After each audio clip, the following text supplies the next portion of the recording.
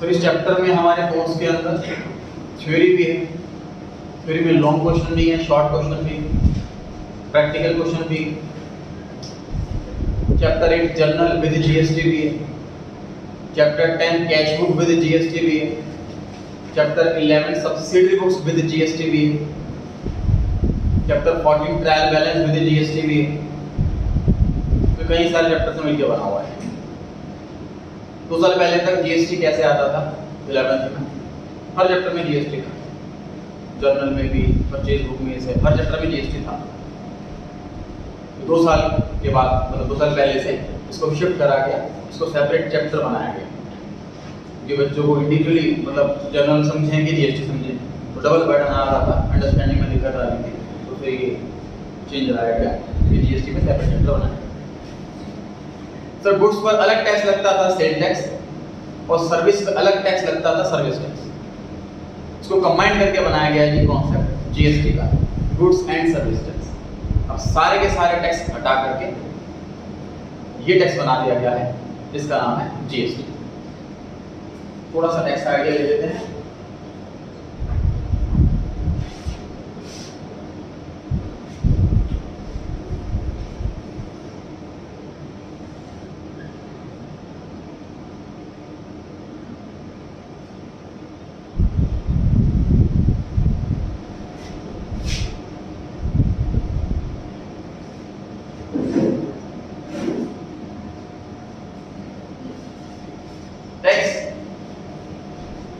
समझ लीजिए compulsory extortion money, government जबरदस्ती वसूली कर रही है।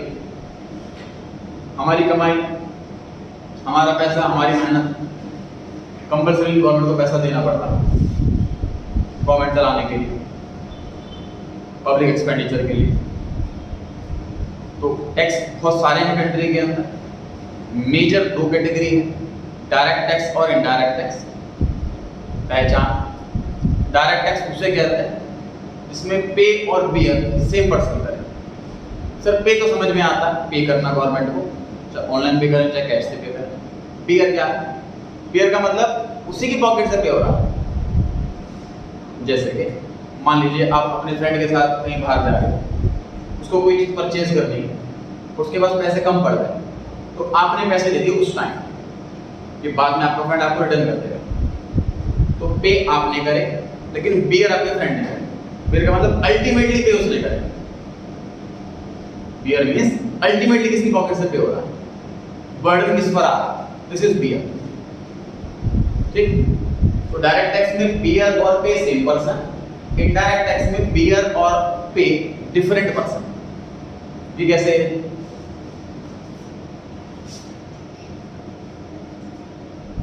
एग्जांपल है इनकम टैक्स।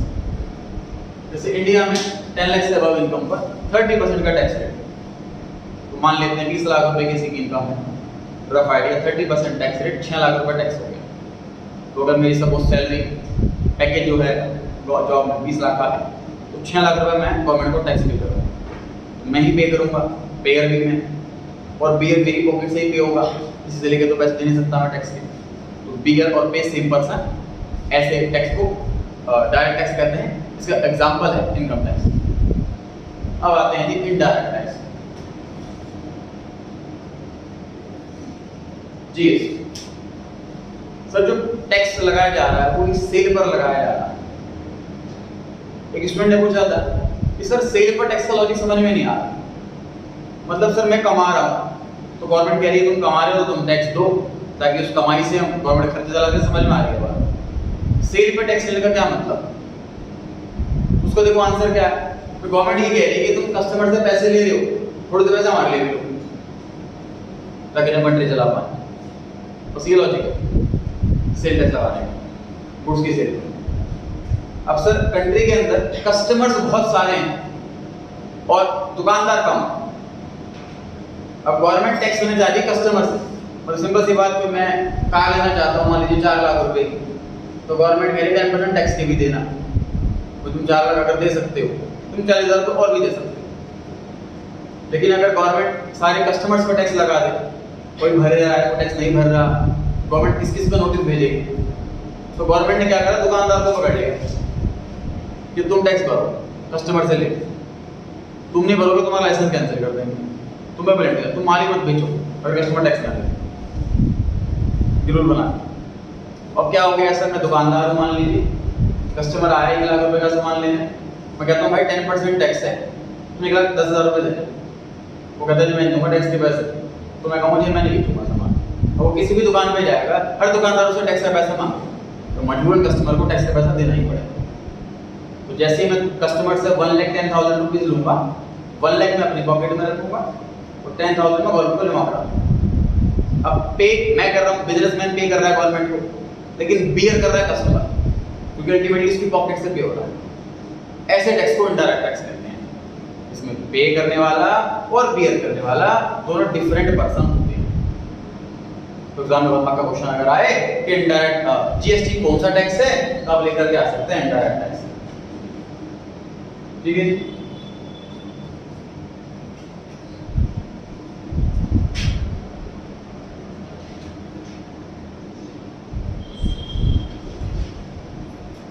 सर गवर्नमेंट दो होती है, एक सेंट्रल गवर्नमेंट, एक स्टेट गवर्नमेंट। स्टेट नाम से पता लग रहा है सर, स्टेट गवर्नमेंट, इस पे रिस्पांसिबिलिटी पर्टिकुलर स्टेट की ही होती है। जैसे कि जो सीएम होता है स्टेट का, उसमें सिर्फ उसी स्टेट की रिस्पांसिबिलिटी है, उसी स्टेट का उसको मैनेजमेंट देखना।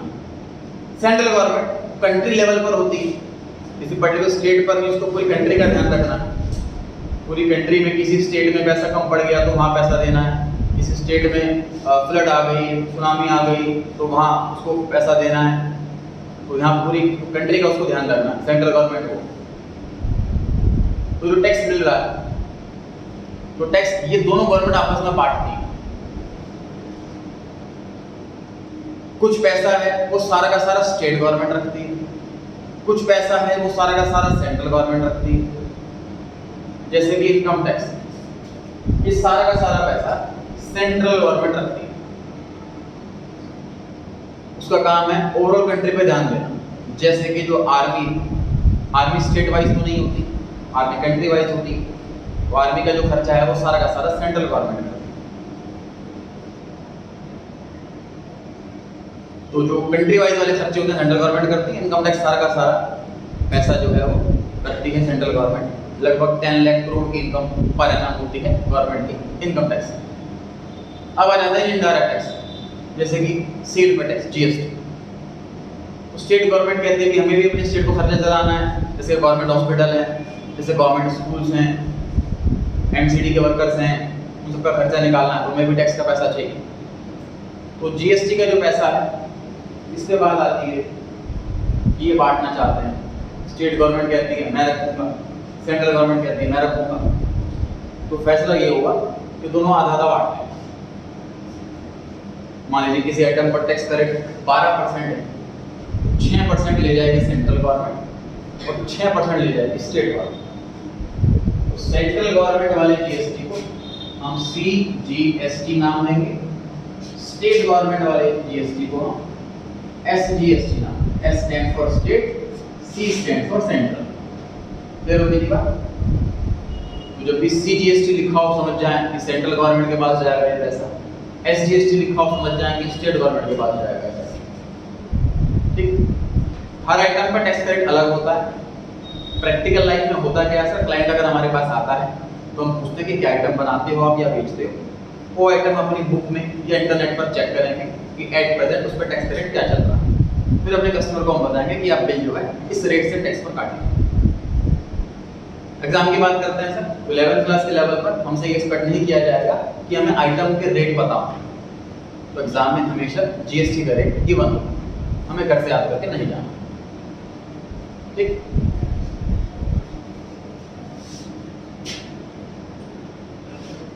तो दिल्ली में एक एरिया है जी रामनगर,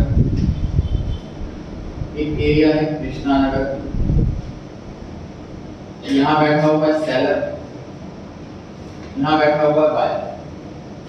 तो सेलर ने बायर को सामान बेचा, ये सेल दिल्ली के अंदर हो जाएगी, तो जितना भी टैक्स लगेगा उसका आधा पैसा स्टेट गवर्नमेंट लेगी और आधा पैसा सेंट्रल गवर्नमेंट। ये बिल्कुल अच्छे से क्लियर है। एग्जाम्पल 2,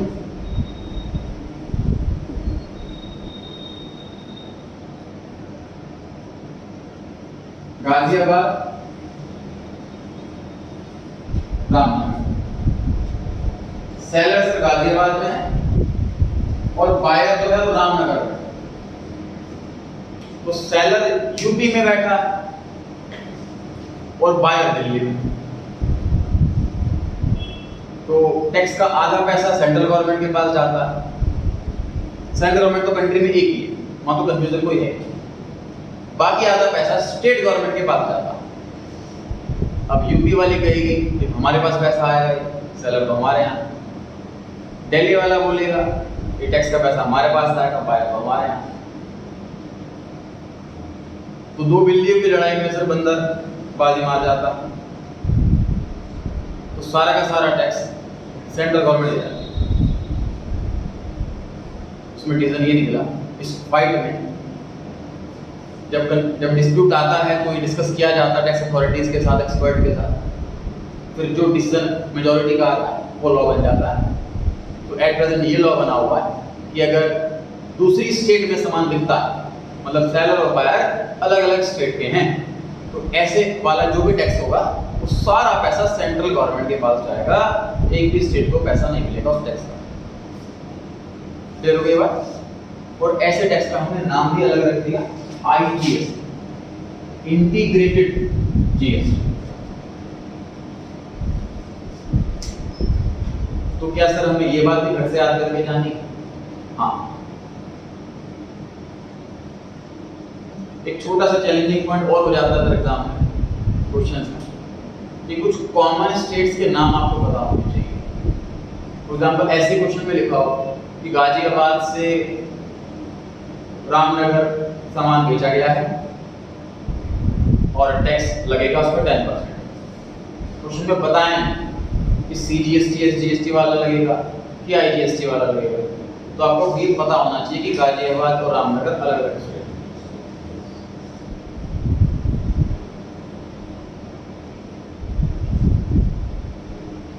जैसे क्वेश्चन करते जाएंगे थोड़ा सा आइडिया होता जाएगा। फेमस ही नाम दिए जाएंगे, जैसे मान लो गुड़गांव हो गया और कृष्णानगर, लक्ष्मीनगर गुड़गांव दे दिया, गुड़गांव हरियाणा में और लक्ष्मीनगर दिल्ली में। तो जो फेमस वगैरह वाले प्लेसेस होंगे वही दिए जाएंगे क्वेश्चन के अंदर। और ये एक्सपेक्ट किया जा सकता है आपसे कि आप खुद ही गैस करो एरिया पढ़ करके कि अलग स्टेट है कि नहीं। अलग स्टेट है तो IGST, सेम स्टेट है तो CGST SGST। एग्जाम में जरूरत नहीं है, क्वेश्चन बताएगा कि इस वाले ट्रांजैक्शन पे कौन सा टैक्स लग रहा है। यहाँ पर क्या होता है, क्वेश्चन पूरा दे दिया होता है और एंड में लिखा होता है GST SGST IGST applicable for all the transaction. And में लिखा होगा कि लैंग्वेज में, तो हमें ट्रांजैक्शन पर खुद ही पता लगा कि सेम स्टेट है तो CS, अदर स्टेट है तो I। क्लियर हो गई बात? तो टोटल 3 ही टाइप के GST मिलेंगे सर हमें, CGST SGST IGST। CGST central GST, SGST state GST, IGST integrated GST। IGST तब लगता है जब दूसरी स्टेट में बेचें कि सारा पैसा सेंट्रल गवर्नमेंट के पास जाता है। C और S वाला तब लगता है जब सेम स्टेट के अंदर सामान बेचा जाता है। तो 50-50 होता है सेंट्रल और स्टेट। इतना लिखा है नोट कर, फिर आगे चर्चा करते हैं इस पर।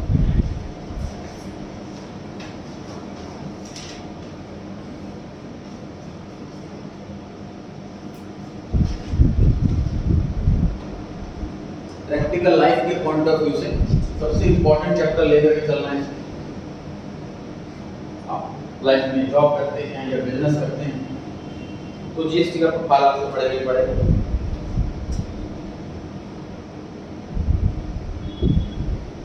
GST आने की वजह से अकाउंटेंट के पास काम बढ़ा, इनकम बढ़ी।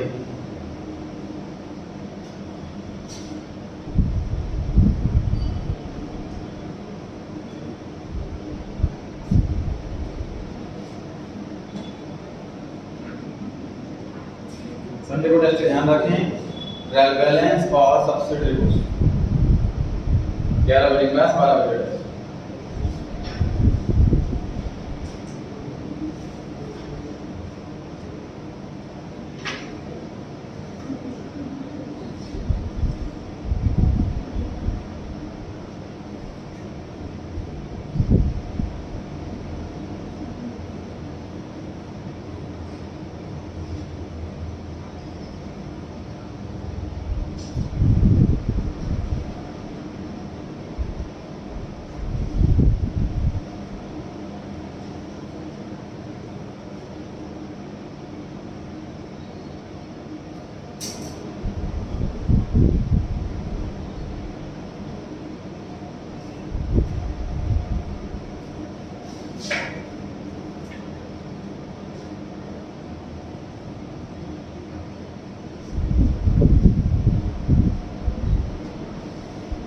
Done.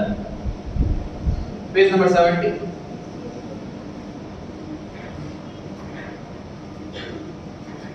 पेज नंबर निकाले।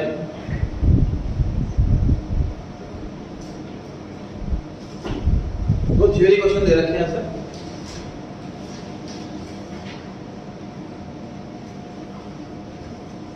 इनसे चार मार्क्स में क्वेश्चन आ सकता है। दो क्वेश्चन है बस थ्योरी के, long question.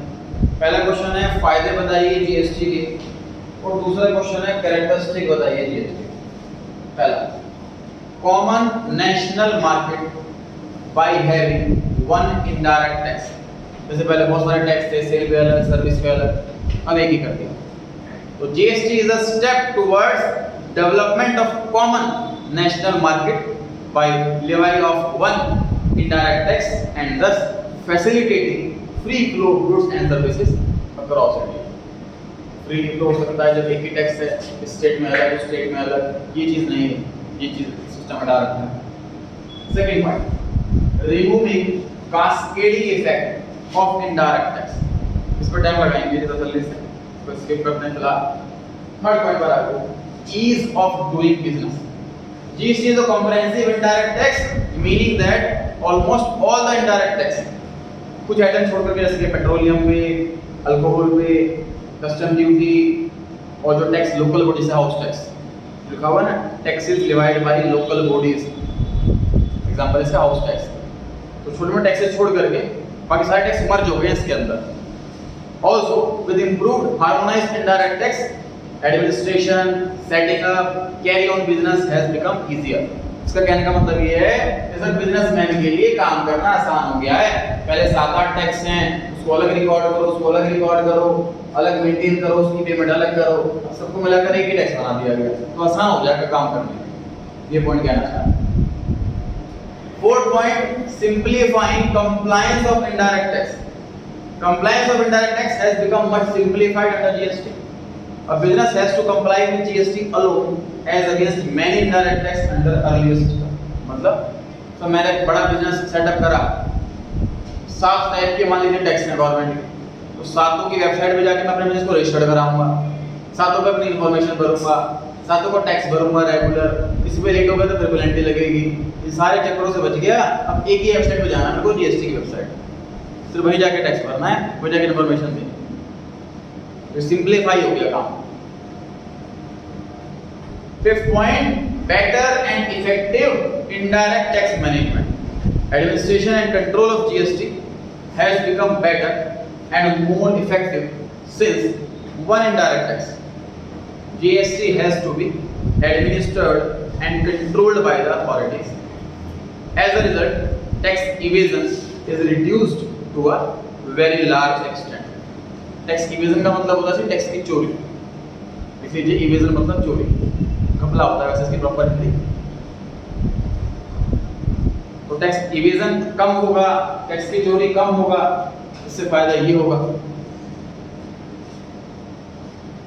6 point, attracting foreign direct investment. GST will attract foreign investment as a major barrier of more than one direct tax for attracting FDI is removed. क्या मतलब है सर? तो जो बाहर कंट्रीज में बिजनेसमैन काम कर रहे हैं, उनका अच्छा खासा बिजनेस चल रहा है, वो इंटरेस्टेड हैं कि हम इंडिया में भी अपनी ब्रांचेस खोलें, लेकिन वो खोल नहीं रहे क्योंकि इंडिया में देखते हैं कि बड़े सारे टैक्सेस हैं, यहाँ खोलेंगे बिजनेस तो कमाएंगे क्या, इन चक्करों में पड़ जाएंगे, टैक्स भरते रह जाएंगे, तो कई लोग आ नहीं रहे थे इंडिया के अंदर बिजनेस करने के। अब गवर्नमेंट ने सारे टैक्स हटा करके सिर्फ एक ही टैक्स रखा हुआ है, तो अभी फॉरेनर्स को इजी लग रहा है अब इंडिया के अंदर बिजनेस करना, और उसकी जीएसटी के आने के बाद से कई सारी फॉरेन कंपनियां इंडिया के अंदर खुल रही हैं, नई नई कंपनियां बन रही हैं, एफडीआई फॉरेन डायरेक्ट इन्वेस्टमेंट वो अचीव हो पा रही है India. Uplifting GDP, gross domestic product economics में पढ़ेंगे 12th क्लास जीडीपी कैलकुलेट करना है। चीज समझ लीजिए पूरी कंट्री की इनकम कैलकुलेट करते हैं इसके ऊपर, पूरी कंट्री की इनकम को जीडीपी कहते हैं। वो जीडीपी हमें ऊपर लेके जाना, बढ़ाना। India was a cash economy and as a result the data for computing GDP was not reliable. With the introduction of GST, businesses are more channelized, resulting in more authentic data for GDP. As a result, GDP will be higher. क्या मतलब कहने का है कि sir पहले काम number 2 में चल रहा था, तो गवर्नमेंट के पास डेटा ही नहीं है कि इंडिया में कितनी प्रोडक्शन हो रही है, कितनी सेल हो रही है, इनकम कैलकुलेट नहीं हो पा रही थी और हमारा जीडीपी कम शो हो रहा था। अब जीएसटी आने के बाद 2 नंबर का काम ऑलमोस्ट खत्म होता जा रहा है। दुकानदार से हम पूछते हैं कि भाई सामान चाहिए, तो कहता है सर बिना जीएसटी की नहीं बेचूंगा, मुझे डायरेक्ट पेनल्टी लग जाएगी, मैं रिस्क नहीं लूंगा छोटे मोटे लालच के लिए। तो जब सारा जीएसटी के थ्रू होगा तो सारी सेल परचेज की इन्फॉर्मेशन गवर्नमेंट के पास होगी, एक्चुअल सेल कितनी हुई, एक्चुअल प्रॉफिट कितना हुआ, एक्चुअल प्रोडक्शन कितनी हुई, तो जीडीपी भी सही पूरा कैलकुलेट होगा, तो जीडीपी एक्चुअल शो पूरी show. Eradicating cash economy, GST has brought in a system whereby businesses are more and more coming into system, resulting in eradicating cash economy. Cash economy का मतलब sir यही है कि पूरी country में cash ही flow हो रहा है, सारी पेमेंट कैश से हो रही है, सारी परचेज से कैश से हो रही है। तो ये चीज रिमूव कर रहा है जीएसटी की। हम ऑनलाइन बिल जनरेट कर रहे हैं तो पेमेंट भी ऑनलाइन होती जा रही है, कैश इकोनॉमी से गायब होते जा रहा है, ऑथेंटिकेट होती है, एश्योर होती है कि पेमेंट अकाउंट में आ रही है तो जेन्युइन है, ऑथराइज्ड है।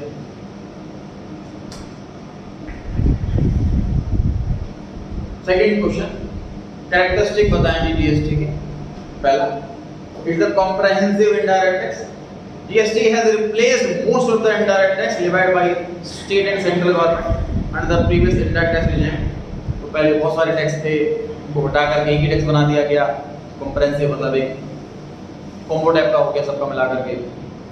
Second, it can be collected charged by a registered taxpayer. GST can be collected only if seller of goods and services or both is registered under GST. Sir GST में registration करवाना पड़ता है, उसके बाद ही GST ले सकते हैं।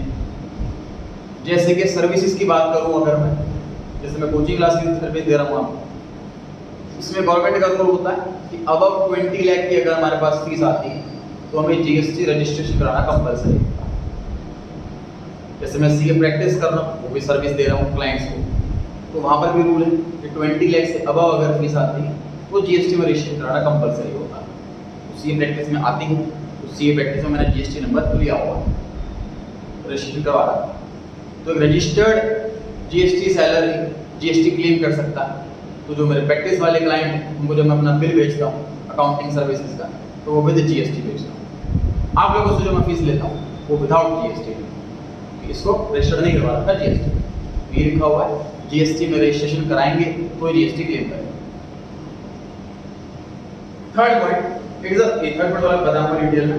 Fourth point पे आते हैं, थर्ड पॉइंट वाला पहले वाले पॉइंट से लिखते हैं। पॉइंट नंबर 4 पे आ गया, it is a destination based tax.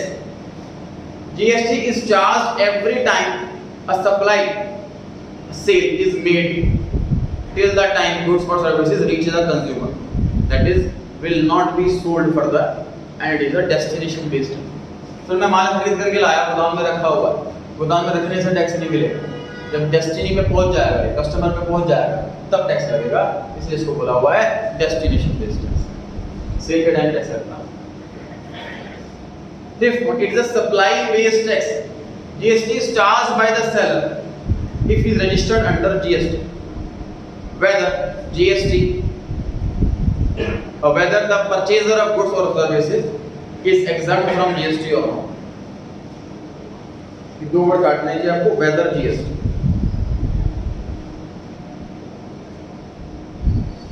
दो वर्ड काटने हैं आपको बीच में से, whether GST। तो क्या पॉइंट कहना चाह रहा है सर? राम एक मैन्युफैक्चरर है और श्याम एक होलसेलर, दोनों ही बिजनेसमैन, दोनों ने ही जीएसटी ले रखा है। जब ये इसको सामान बेचेगा तो बिल में जीएसटी लगाएगा। एग्जांपल 2, सर ये मोहन रिटेलर है और ये सोहन कस्टमर है, इसके पास जीएसटी नहीं है, तो सिंपल कस्टमर है। ये रिटेलर इसके पास जीएसटी है, तो जब ये सामान बेचेगा तब ये भी जीएसटी लगाएगा। तो कहने का मतलब है जब जीएसटी लगाई जाती है तो सेलर के पास जीएसटी है कि नहीं ये चीज चेक की जाती है, बायर के पास जीएसटी है कि नहीं ये नहीं चेक किया जाता। जब बिल में जीएसटी लगाई जाती है तो ये चेक किया जाता है कि सेलर के पास जीएसटी होना चाहिए, बायर के पास जीएसटी हो या ना हो ये फर्क नहीं पड़ता। ये लिखा है इस वाले पर, ठीक है। पॉइंट नंबर 5 दोबारा पढ़ लेते हैं एक बार। जीएसटी चार्ज करता है सेलर जब वो रजिस्टर्ड होता है। आगे क्या लिखा है, वेदर परचेजर इज रजिस्टर्ड और नॉट, परचेजर इज एग्जम्प्ट और नॉट। उसे फर्क नहीं पड़ता परचेजर पे जीएसटी है कि नहीं, बायर पे जीएसटी है।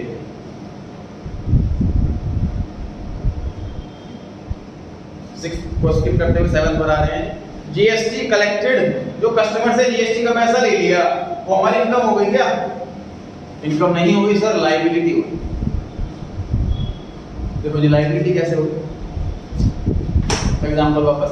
जैसे कस्टमर दुकान पर आता है, मैंने कहा 1 लाख रुपए का सामान है और 10% का टैक्स है, तो कस्टमर से मैं 1,10,000 रुपए ले लूंगा, 1 लाख अपनी पॉकेट में रखूंगा और 10,000 गवर्नमेंट को जमा कराऊंगा, ऐसा ही होगा। अच्छा, अब कस्टमर तो हर 5 मिनट के बाद आता है मेरे पास, तो जैसे ही टैक्स का पैसा लो तो गवर्नमेंट के पास जमा कराने जाऊंगा, मैं तो चक्कर ही काटता रह जाऊंगा।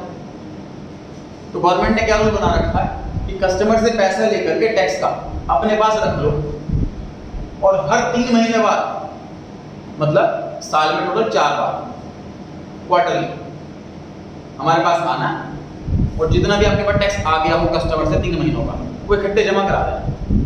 समझ आ रही है बात?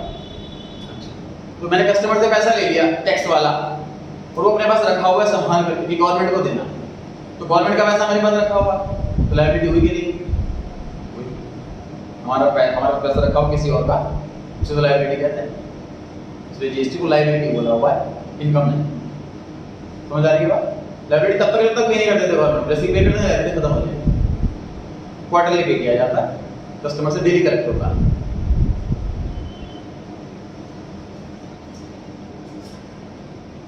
हाँ तो बढ़ते क्या लिखा हुआ है पॉइंट नंबर 7 में, जीएसटी जो कलेक्ट कर लिया कस्टमर से वो इनकम नहीं होती, वो लायबिलिटी होती। जीएसटी कलेक्ट कर लिया, चार्ज कर लिया, शॉर्ट टू जीएसटी कहते हैं, वो लायबिलिटी होती है because it is collected on behalf of the government. Government के बिहाफ पे हमने कलेक्ट करा, गवर्नमेंट से कलेक्ट कर रहे हैं पैसा। After setting of GST, set of क्या होता समझेंगे। लास्ट में लिखा हुआ है it is payable in the government account, government के अकाउंट में पे हो जाता है। क्लियर हो गई बात?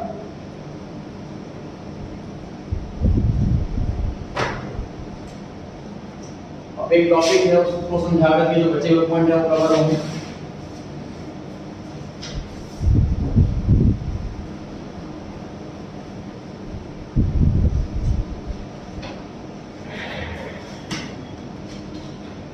ध्यान से देखिए जी, मैन्युफैक्चरर, होलसेलर, रिटेलर, कस्टमर।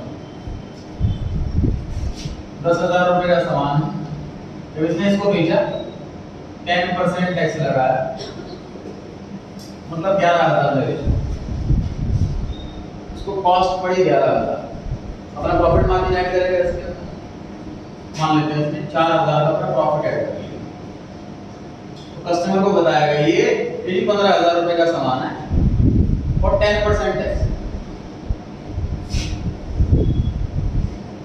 ये सामान पड़ गया 16,500, ये इसके लिए कॉस्ट हो गई, इसके लिए कॉस्ट हो गई। अब अपना प्रॉफिट ऐड करेगा, मान लेते हैं प्रॉफिट इसने 3,500 रुपीस ऐड करा, तो कस्टमर को बोलेगा जी 20,000 रुपए का सामान है और 10% का टैक्स है, टैक्स हो गया 2,000। तो कस्टमर को ये सामान 22 का पड़ा, अभी तो कंज्यूम ही कर लेगा इसको, आगे तो बेचेगा नहीं, फाइनल कस्टमर है। तो देखिए अल्टीमेटली जो सामान बिका वो 22 का बिका। गवर्नमेंट के पास कितना टैक्स आ रहा है चेक कर लेते हैं। और क्या बात सर, यहाँ पर 1000 रुपए टैक्स आया, गवर्नमेंट के पास यहाँ पर 1500 टैक्स आया, गवर्नमेंट के पास यहाँ पे 2000 टैक्स आया, कितना टैक्स हो गया टोटल 4500। टोटल टैक्स गवर्नमेंट के पास आ गया 4500। सिर्फ 22,000 रुपए का सामान बिका 10% के हिसाब से 2000 रुपए टैक्स होना चाहिए। 20,000 रुपए का सामान 10% टैक्स 22,000 हो गया, मतलब 22,000 पे 4500 रुपए टैक्स मिल गया गवर्नमेंट को। ये तो 20% से भी ऊपर हो गया। देख पा रहे हैं आप, 22,000 का सामान पे गवर्नमेंट को टैक्स मिल गया 4500। दुकानदार ने कुछ नहीं किया, पर टैक्स का पैसा तो कस्टमर से ले लेता है, हम जेब से देता नहीं, कस्टमर को महंगा पड़ा ना अल्टीमेटली सामान। ये सर ऐसा क्यों हो रहा है कि 20,000 का सामान है और टैक्स 10% के होते हुए भी 45% से ज्यादा बैठ रहा है, डबल बैठ रहा हो। ऐसा इसलिए हो रहा है क्योंकि टैक्स पर टैक्स लग रहा है। यहाँ पर 1,000 रुपए टैक्स था, इसमें जुड़ा हुआ 1,000 रुपए टैक्स, फिर इस पे टैक्स लग रहा, तो देखा जाए 1000 टैक्स बार लग गया, टैक्स पे टैक्स लग रहा। इसी को बोलते हैं सर कास्केडिंग इफेक्ट।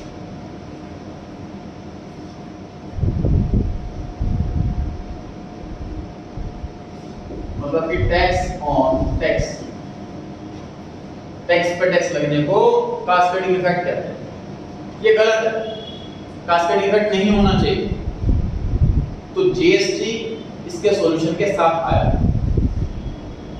जीएसटी ने क्या सॉल्यूशन दिया इसका देखें।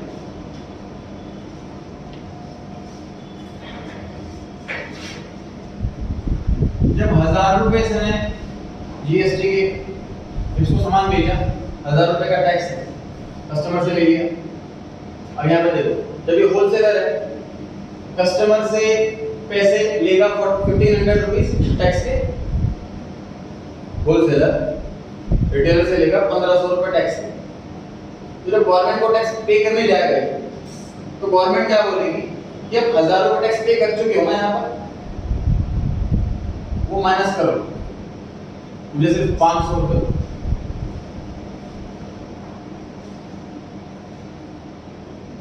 फिर रिपीट, रिटेलर 2000 रुपए टैक्स कलेक्ट कर रहा है कस्टमर से,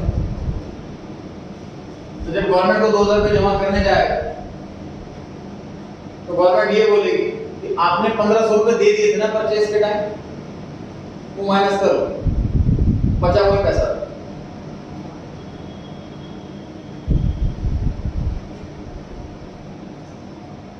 अल्टीमेटली गवर्नमेंट ने कितना रुपए टैक्स लिया? 2000। तो इतना ही लगना चाहिए। तो गवर्नमेंट क्या कह रही है, जितना टैक्स आगे बढ़ गया, पिछला टैक्स माफ, फिर टैक्स आगे बढ़ गया, फिर पिछला टैक्स माफ। गवर्नमेंट कहती है जो अल्टीमेटली बिकेगा उसी से टैक्स लेंगे हम, आगे से लोन बंद तो आगे टैक्स लेना। यहां माल बिका, पिछला वाला टैक्स माफ, यहां माल बिका, पिछला वाला टैक्स माफ, अब आगे बिक नहीं रखते माफ नहीं होगा।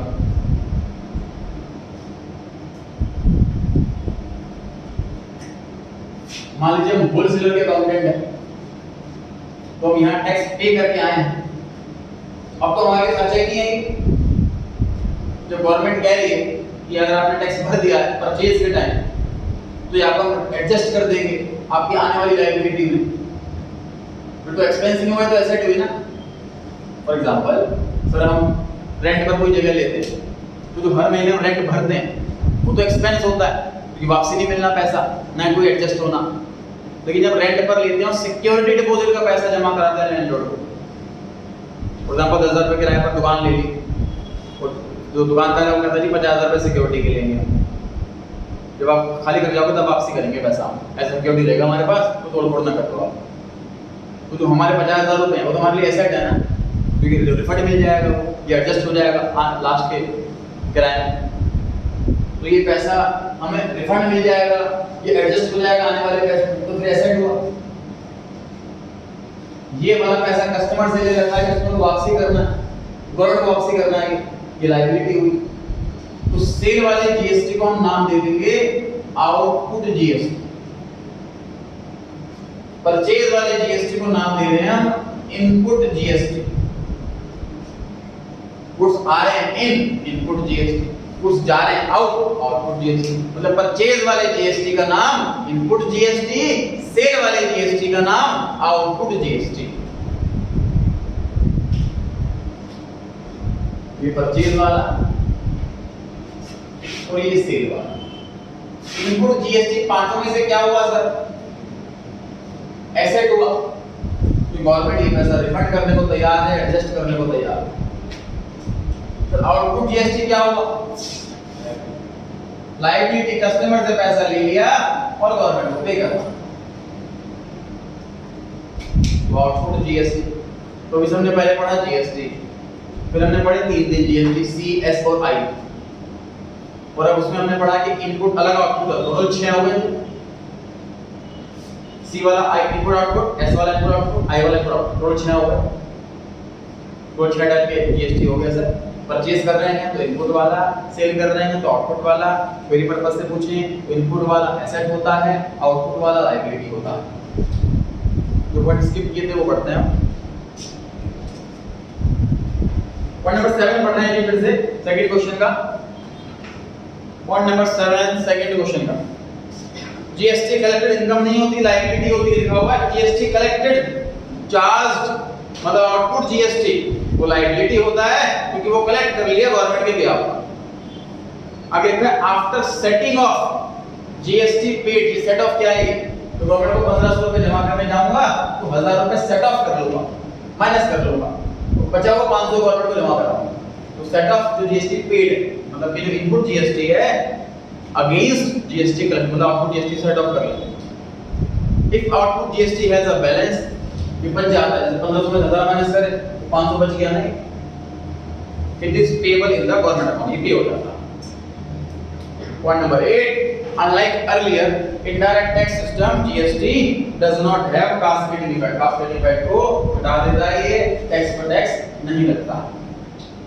Almost all the indirect tax under earlier system were merged into GST. GST paid normally can be set off against GST collected. Tax on tax is not levied, tax पर टैक्स नहीं लगता। In fact, cascade effect is removed. Cascade effect हटा दिया गया। मैं point number 3 skip किया था इस क्वेश्चन में। पॉइंट नंबर 3 पढ़ें। It's a value added tax। देखो हम सब ध्यान से देखें क्या है। सर 10,000 का सामान 15,000 में बिका, इस सामान में वैल्यू कितनी ऐड हुई है? 5,000। टैक्स का रेट इस क्वेश्चन में 10% है, तो गवर्नमेंट को 5,000 पर ही 5% 10% टैक्स लेना चाहिए, 500 रुपए। तो गवर्नमेंट 500 रुपए टैक्स ले रही है, यहाँ 1500 ले रही है तो 1000 वापस कर रही है, मतलब 500 रुपए टैक्स ले रही है। यहाँ 15,000 का सामान बिका, यहाँ 20,000 का सामान बिका, अगेन वैल्यू ऐड हुई 5,000, तो गवर्नमेंट को 5,000 पर 10% 500 रुपए टैक्स लेना चाहिए। जितनी वैल्यू ऐड हुई उसी पे टैक्स लेना चाहिए। गवर्नमेंट ऐसे तो कर रही है, 2000 में से 1500 लेस करवा देती है, 500 रुपए टैक्स ले रही है। जितनी वैल्यू ऐड हुई उसी पे टैक्स ले रही है अल्टीमेटली। इसी को वैल्यू एडेड टैक्स भी कहते हैं। जिस चीज से पहले वैट नाम का सुना हो किसी ने, अगर वैट इसी नाम से बनाता, वैल्यू एडेड टैक्स, वैट जिस चीज से पहले ये था। Point number 3, GST is a value added tax. GST paid set off हो जाता है आउटपुट जीएसटी से, एज अ रिजल्ट जीएसटी जो लगता है वो इंक्रीमेंटल वैल्यू, जो चेंज वाली वैल्यू इसी पे लगता है। इसके अलावा हमने क्वेश्चन 1 में पॉइंट नंबर 2 स्किप किया था, पढ़ते हैं। Removing cascading effect of indirect tax. Input GST set off हो जाता है आउटपुट जीएसटी से, अल्टीमेटली जीएसटी चार्ज होता है, कितनी वैल्यू ऐड हुई है उसी पर, as a result cascading effect हट जाता है, रिमूव हो जाता है।